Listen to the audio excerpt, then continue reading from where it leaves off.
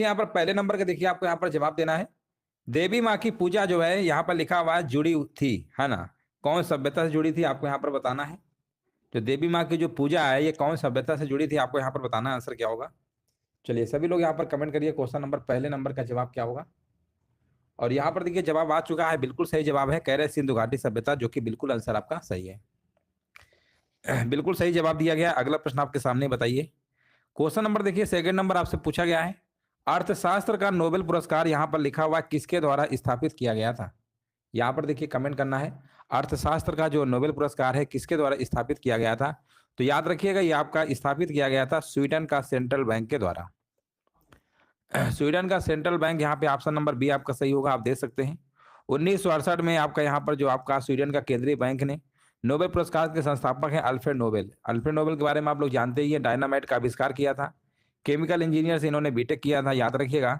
यहाँ पे आंसर आपका हो जाएगा। 1901 से ये पुरस्कार प्रदान किए जा रहे हैं, ये भी आपको याद रखना है। अर्थशास्त्र में अगर हम बात करेंगे 1969 में पुरस्कार आपका जोड़ा गया था, आर्थिक विज्ञान में, ये भी आपको याद रखना है। अगला प्रश्न आपसे पूछा गया है, आपको यहाँ पर कमेंट करना है। प्रश्न आपसे है, शिवाजी महाराज का राज्याभिषेक कब हुआ था। शिवाजी महाराज का राज्याभिषेक कब हुआ था, है ना? यहाँ पर आंसर क्या होगा।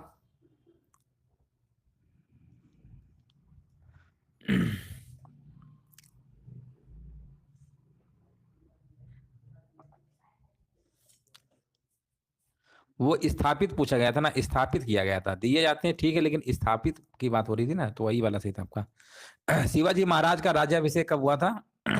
ये आपका हुआ था 1674 ईस्वी में, ऑप्शन नंबर बी आपका सही होगा। यहाँ पर बताइए अकाल तख्त किसके द्वारा बनवाया गया था। अकाल तख्त जो है किसके द्वारा बनवाया गया था, यहाँ पर कमेंट करना है। तो यहाँ पर आंसर आपका होगा गुरु हरगोविंद जी के द्वारा बनवाया गया था, ऑप्शन नंबर यहाँ पे आपका सी नंबर सही होगा। अगला प्रश्न आपसे पूछा गया है, कमेंट करना है, भारत का सबसे ऊंचा पठार कौन सा है ना? भारत का सबसे ऊंचा पठार आपका है लद्दाख पठार है, विकल्प आपका जाएगा यहाँ पर सी नंबर आपका बिल्कुल करेक्ट आंसर आपका होगा।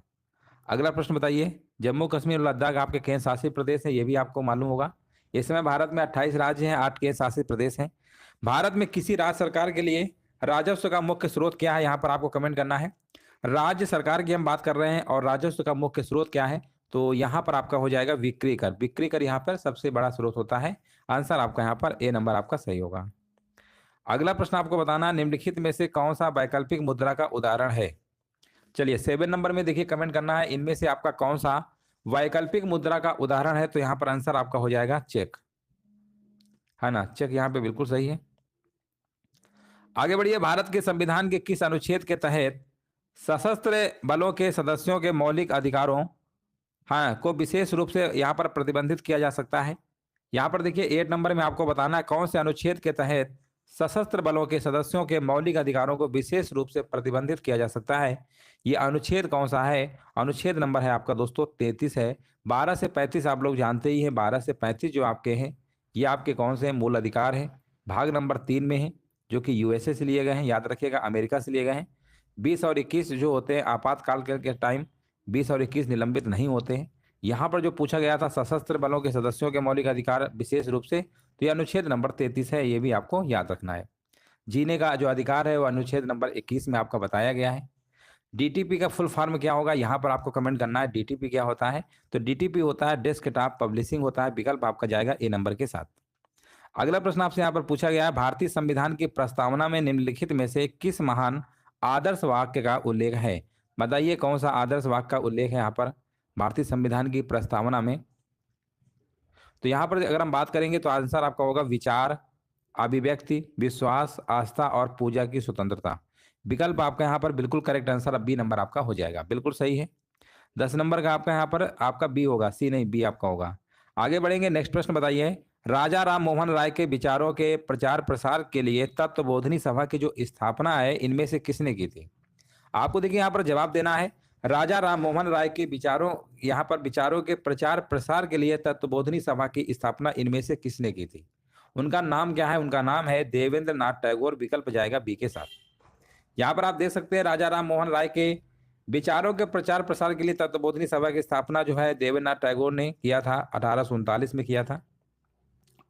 तत्वबोधिनी जो पत्रिका का इसका प्रकाशन आपका हुआ था 1843 में हुआ था, ये भी आपको याद रखना है ना।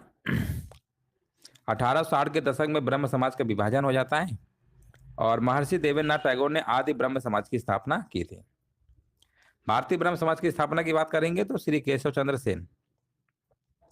अगला प्रश्न आपको यहां पर बताना है, प्रसिद्ध हिंदी उपन्यास सूनी घाटी का सूरज किसके द्वारा लिखा गया है? सूनी घाटी का सूरज किसके द्वारा लिखा गया है, यहाँ पर कमेंट करना है। उनका नाम है आपका श्रीलाल शुक्ल। श्रीलाल शुक्ल यहाँ पे बिल्कुल करेक्ट आंसर आपका हो जाएगा। अगला प्रश्न बताइए। यहाँ पर देखिए आपसे पूछा गया कला मंडलम। कला मंडलम राजन को निम्नलिखित में से किस नृत्य शैली के लिए संगीत नाटक अकादमी पुरस्कार 2009 प्रदान किया गया था? यहाँ पर देखिए संगीत नाटक अकादमी पुरस्कार 2009 में जो प्रदान किया गया था, ये किसे दिया गया था? कला मंडलम राजन को दिया गया था। आपको यहाँ पर बताना है ये किस नृत्य शैली के लिए यहाँ पर इनको दिया गया था। ये नृत्य शैली आपसे पूछा गया है, याद रखिएगा कथकली। कथकली यहाँ पे बिल्कुल करेक्ट आंसर आपका होगा। और कथकली आप लोग जानते ही हैं कहाँ का नृत्य है, केरल का है। कथकली कहाँ का है? केरल का। ये भी आपको याद रखना है। 2009 में इन्हें दिया गया था संगीत नाटक अकादमी पुरस्कार। नेक्स्ट प्रश्न बताइए, अखिल भारतीय किसान सभा के पहले अध्यक्ष कौन थे?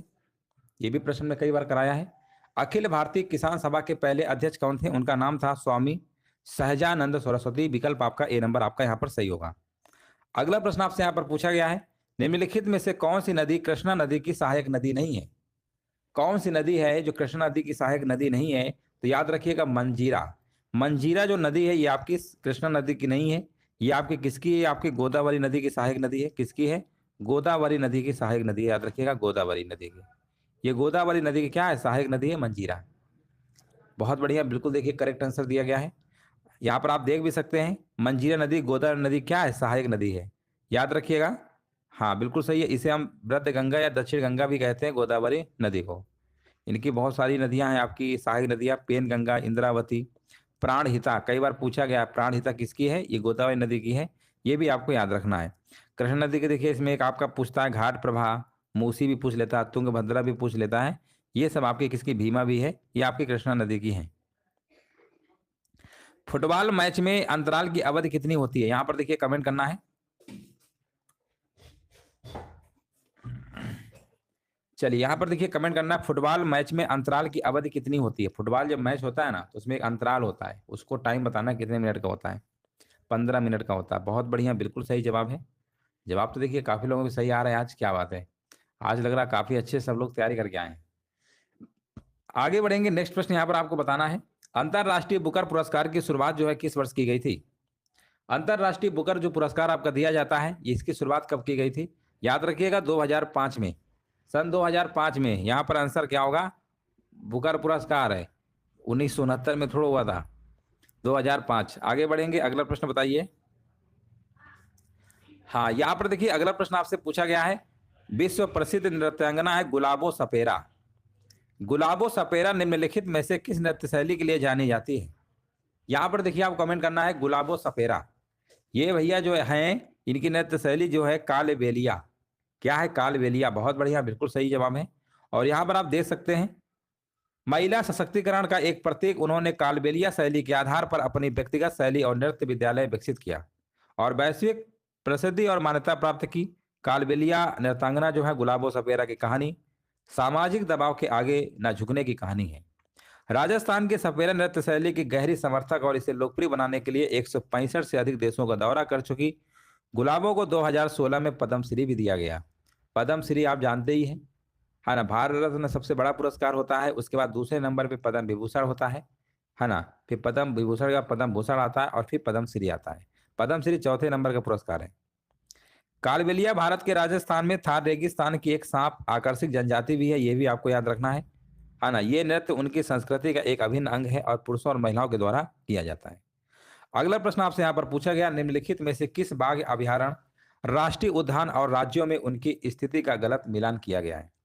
अगर हम बात करेंगे मानस बाघ अभयारण्य असम में है, बिल्कुल सही है। बांधवगढ़ राष्ट्रीय उद्यान आपका एमपी में है और सुंदरबन राष्ट्रीय उद्यान जो आपका है ये दोस्तों आपका कहाँ पर है? यहाँ पर कह रहे हैं उड़ीसा में। उड़ीसा नहीं होना चाहिए था, यहाँ पर होना चाहिए था वेस्ट बंगाल यानी पश्चिम बंगाल। तो आंसर आपका सी नंबर वाला गलत दिया गया। यहाँ पर आप देख सकते हैं ये जो आपका है पश्चिम बंगाल में सुंदरबन वाला।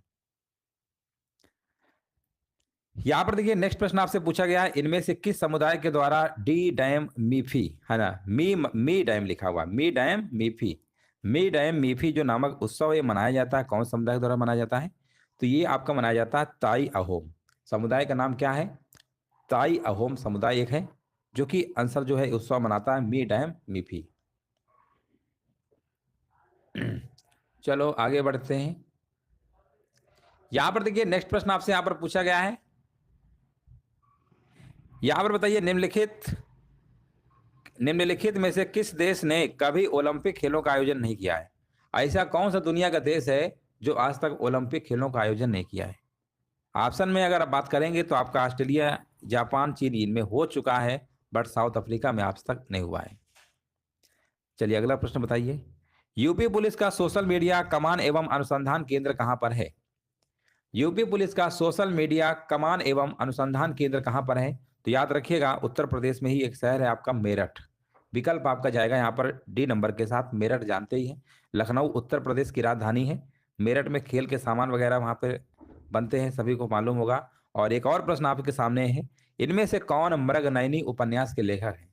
मृगनयनी उपन्यास के लेखक कौन है? प्रश्न बहुत बार आया है एग्जामों में, है ना। इसका आंसर देखिए आज की क्लास में सभी का सही होना चाहिए, क्योंकि ये प्रश्न जो है हमने बहुत बार आपको कराया है। कह रहे हैं लाल हैं, लाल मतलब वृंदावन, अब वृंदावन लाल मतलब वृंदावन लाल वर्मा, बिल्कुल सही जवाब है। देखिए सभी का आंसर आ रहा है, क्या बात, बिल्कुल सही है। और ये कहीं ना कहीं आंसर जो है प्रश्न कई बार पूछा भी गया है, मृगनयनी। अगला प्रश्न बताइए, भगवत गीता के किस अध्याय में भगवान श्री कृष्ण का दिव्य रूप दर्शाया गया है? अगर आप लोगों ने भगवत गीता पढ़ी होगी तो आपको जरूर याद होगा कि भगवान श्री कृष्ण का दिव्य रूप कौन से अध्याय में दर्शाया गया है ना। अगर पढ़ी होगी तो जरूर बता देंगे, नहीं पढ़ी है तो पढ़ लीजिएगा, आपको अध्याय नंबर 11 में देखने को मिलेगा।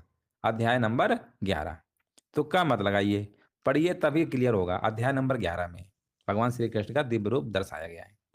भारतीय संविधान का कौन सा अनुच्छेद उपराष्ट्रपति के चुनाव संबंधित है? कौन सा अनुच्छेद है जो उपराष्ट्रपति के चुनाव संबंधित है? आंसर जाएगा आपका अनुच्छेद नंबर 66। बहुत बढ़िया, बिल्कुल सही जवाब है।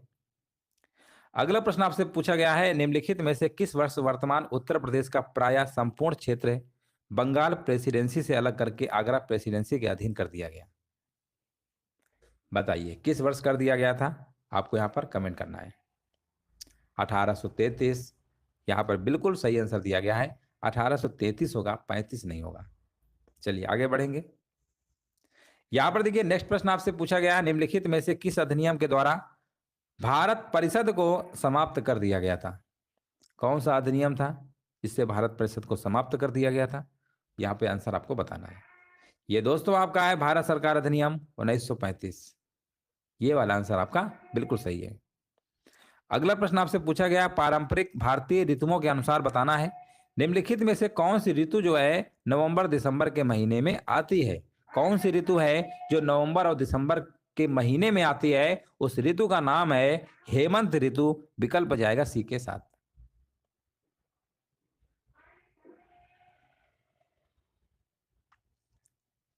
हेमंत ऋतु होगा।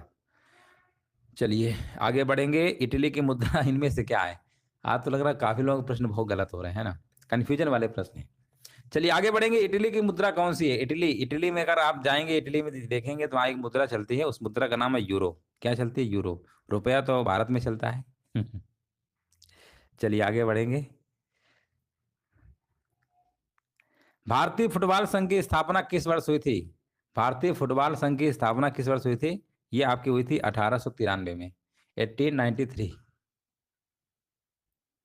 चलिए आगे बढ़ेंगे। धुआंधार प्रपात का संबंध निम्नलिखित में से किस नदी से है?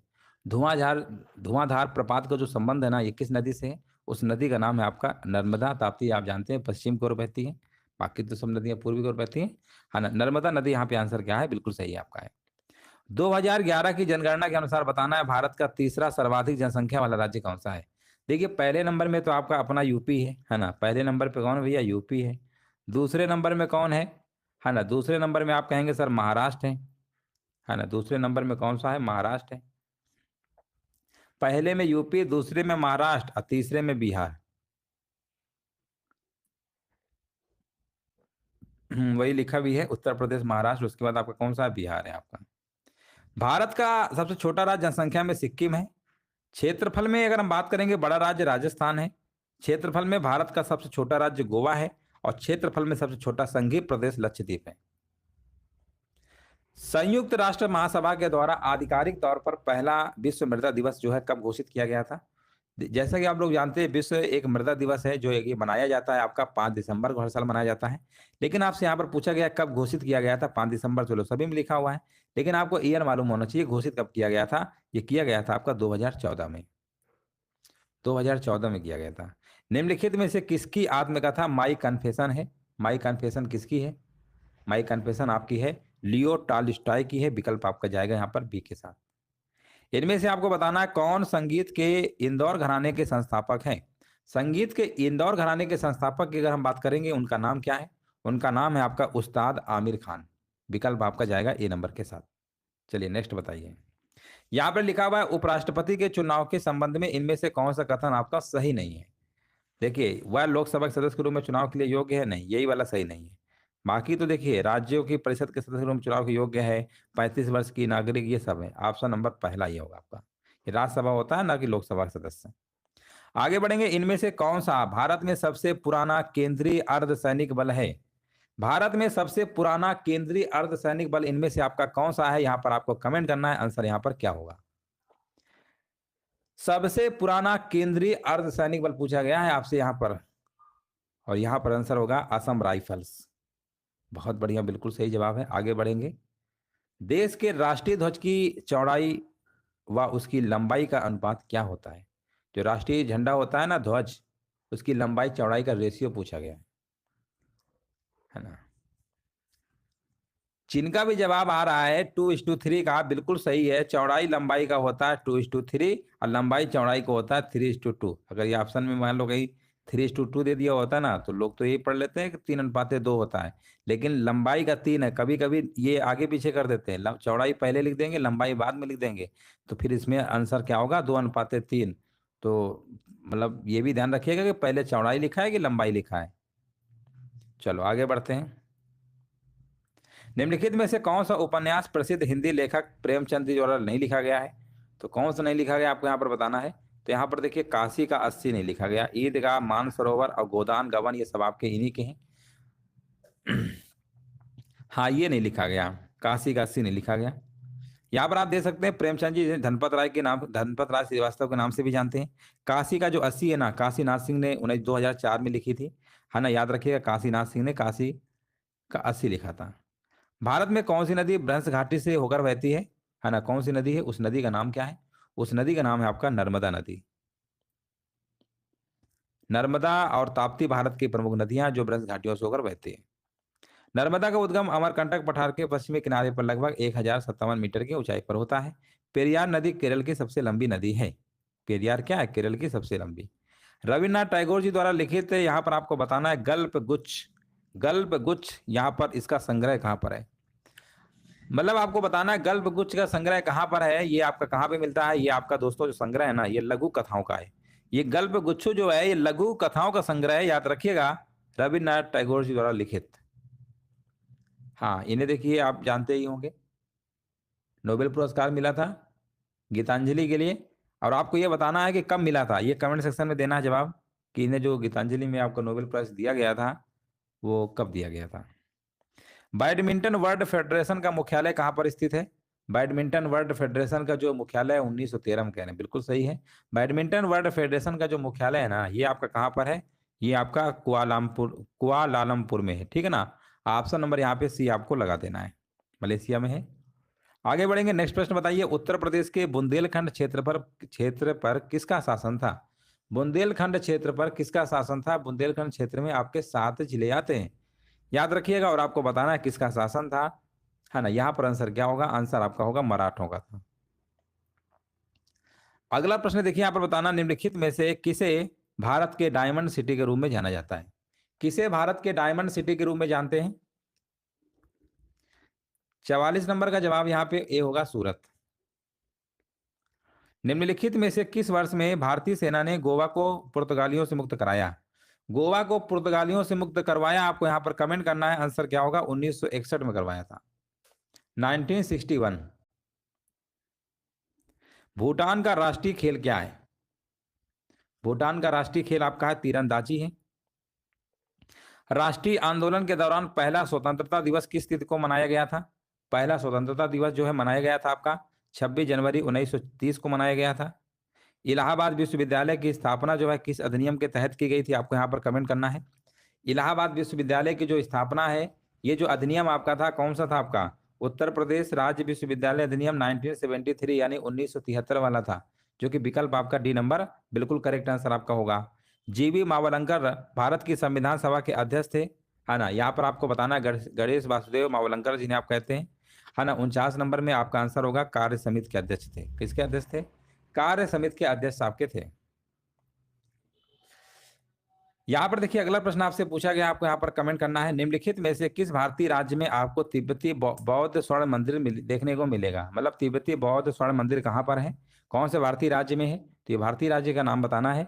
तिब्बती बौद्ध स्वर्ण मंदिर कहाँ पर मिलेगा? ये आपका मिलेगा कर्नाटक में। विकल्प आपका यहाँ पर क्या होगा? 50 नंबर का आपका सी नंबर बिल्कुल करेक्ट आंसर आपका है। और इस तरीके से जो आपका ये मॉडल पेपर था आपका कंप्लीट हो चुका है। क्लास आपकी डेली चलती है सुबह 11 बजे। उम्मीद है सेशन अच्छा लगा होगा। कितने प्रश्न आज आपके सही हुए हैं 50 में से? कमेंट करके जरूर बताया करिए। जितने गलत हो वो बताया करिए, गलत ही बता दीजिए, कम से कम यही मालूम चल जाएगा कितने आपके गलत सही हो रहे हैं। तो डेली स्कोर अपना चेक करते रहिए।